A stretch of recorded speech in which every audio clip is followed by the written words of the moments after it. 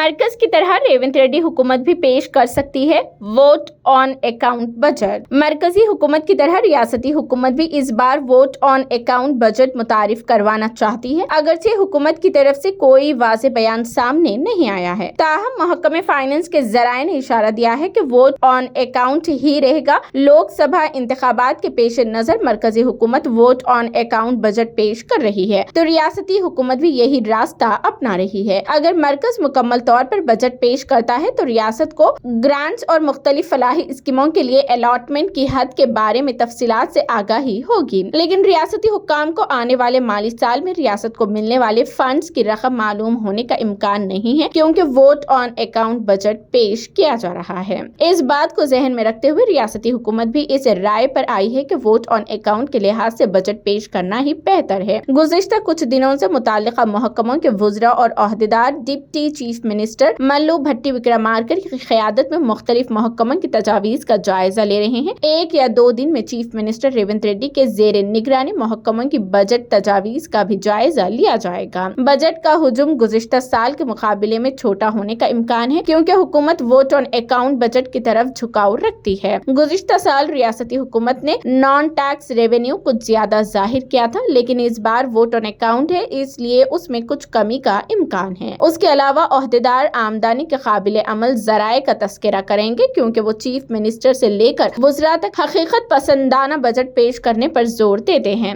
जो कि chief minister समेत पूरी काबीना ने वाज़े तौर पर कहा है कि 100 दिनों के अंदर 6 जमानतों पर अमल दरामद किया जाएगा, इसलिए इस बजट में मुनासिब रकम मुख्तस की जाएगी। फिलहाल वोट ऑन अकाउंट के तहत तखमीना लगाया जा रहा है, लेकिन जुलाई या अगस्त में मुकम्मल बजट में मुताल्लिका स्कीमों के रहनुमा खतूत और अहले अफराद की तादाद के मुताबिक नजरसानी शुदा तखमीने के साथ जामा अलॉटमेंट्स किए जाएंगे। चीफ मिनिस्टर की जानिब से वाज़ेह हिदायत मिलने के बाद महकमे फाइनेंस के अफसरान इस बात का अंदाजा लगाएंगे कि किस महकमे को कितना अलॉटमेंट किया गया है। आने वाले माली साल में फलाह व बहबूद पर ज्यादा खर्च करने और सरमाए के अखराजात बुनियादी ढांचे की तरक्की के लिए कम अलॉटमेंट किए जाने का इम्कान है, क्योंकि मंशूर में किए गए बहुत से वादों को 6 जमानतों के साथ नाफिज करने की जरूरत है। पालामुरू रंगारेड्डी प्रोजेक्ट के लिए मरकज से मदद हासिल करने के अलावा रियासती महकमे आपाशी से भी कुछ अलॉटमेंट्स किए जाएंगे। गुज़िश्ता दौरे हुकूमत में आपाशी के मंसूबों के लिए किए गए अखराजात और लिए गए कर्जों पर अदा किए जाने वाले सूद का बोझ भी इस बार बजट में नजर आएगा।